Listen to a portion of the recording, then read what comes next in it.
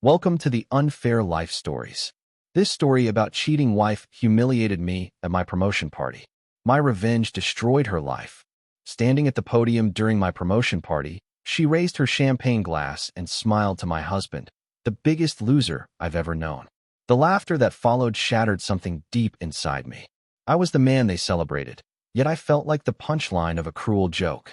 They say success is the best revenge, but no one tells you how hollow it feels when the one person meant to stand by your side doesn't believe in you. For the past 10 years, I built everything I had from scratch: a flourishing real estate firm, a dream house, and a reputation for turning every failure into a stepping stone. Yet, my wife, Sophia, always seemed to see the cracks rather than the foundation. Sophia was my college sweetheart. She had been radiant, ambitious, and magnetic, a woman who could own any room she walked into. I loved her fiercely, but over the years, her once inspiring confidence became a double-edged sword. She began to cut me down, subtly at first, then with a brazenness I couldn't ignore. The promotion party at the downtown Hilton was supposed to be a celebration of our shared success. She helped me pick the suit, chose the venue, and coordinated with my assistant. But standing there, hearing her cruel toast, I realized she had choreographed the whole evening for her own stage. The room erupted in uncomfortable chuckles, my colleagues shifting awkwardly. I forced a smile, raising my glass, but my hand trembled.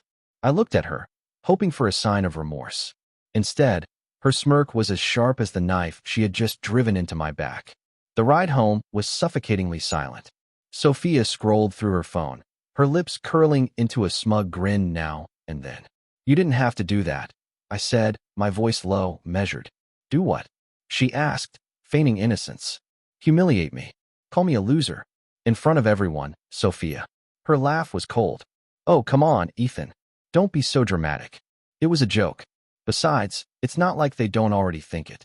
Her words hit harder than the champagne ever could. My knuckles whitened against the steering wheel. Later that night, as I sat in my home office, nursing a scotch, I couldn't shake the unease. My phone buzzed a text from her. "Of all people, can't wait to see you tomorrow." He's so pathetic. I stared at the screen, the words searing into my brain. My heart raced as realization dawned. That text wasn't meant for me. The days that followed were a blur of anger and discovery.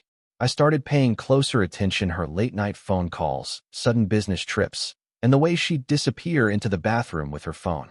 One evening, after she left for yoga, I followed her. My suspicions were confirmed when I saw her laughing intimately with a man at a dimly lit restaurant. The sight was a gut punch. She leaned in, placing a hand on his arm, her smile warmer than I had seen in months. I didn't confront her that night.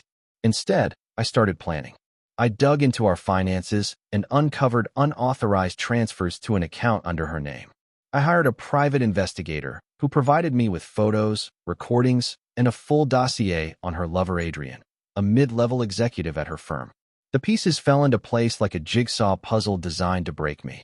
The humiliation, the condescension, the constant erosion of my confidence. It was all part of her narrative to justify her betrayal. But I wasn't the loser she thought I was. I called my lawyer and revised my will, then quietly moved assets into a trust only accessible to me.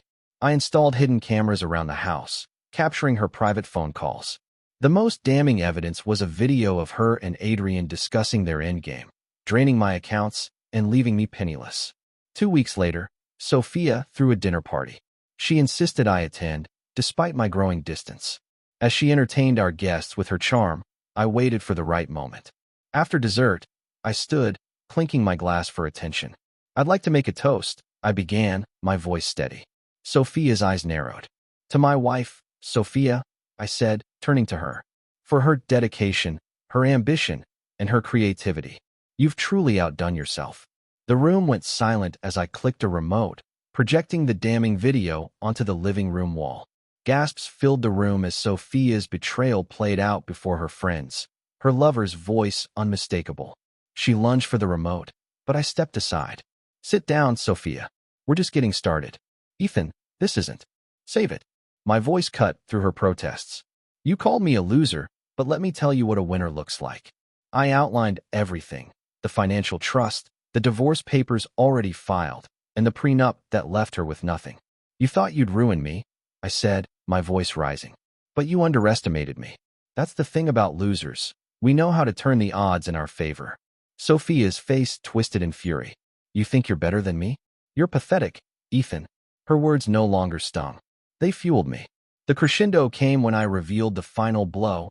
Her lover had been fired after an anonymous tip to HR exposed their affair. His marriage, too, was in shambles. I'm done being your punching bag, Sophia, I said, my voice firm. This is your mess to clean up now. She stormed out, slamming the door behind her. The silence that followed was deafening, but it was a silence I welcomed. In the weeks that followed, the fallout was brutal for her. She lost her job, her reputation, and the friends who had seen her true colors. Meanwhile, I found solace in the life I had rebuilt for myself, one untainted by deceit. The divorce was finalized quietly, and I sold the house we once shared. Starting over felt daunting, but it also felt liberating. One evening, as I sat in my new apartment overlooking the city skyline, I reflected on the man I had become. I wasn't a loser. I was a survivor, a man who had faced betrayal and emerged stronger. Sophia's voice still echoed in my mind sometimes, but it no longer had power over me. Because the truth was, I had won. And that victory was mine alone. They say success is the best revenge. But the real victory? Walking away with your dignity intact and leaving the broken pieces of betrayal behind. And so we've reached the end of today's story. Was it what you expected, or did it take a twist you didn't see coming? I'm curious to hear your thoughts. Share them in the comments below, and let's get a conversation going. If this story kept you hooked, make sure to hit that like button. And if you're new here or just haven't subscribed yet, now's the perfect time to join our community. I bring you fresh, captivating stories every day, so click that subscribe button and turn on notifications so you never miss out. Thanks for watching, and I'll see you in the next one. Thanks for watching.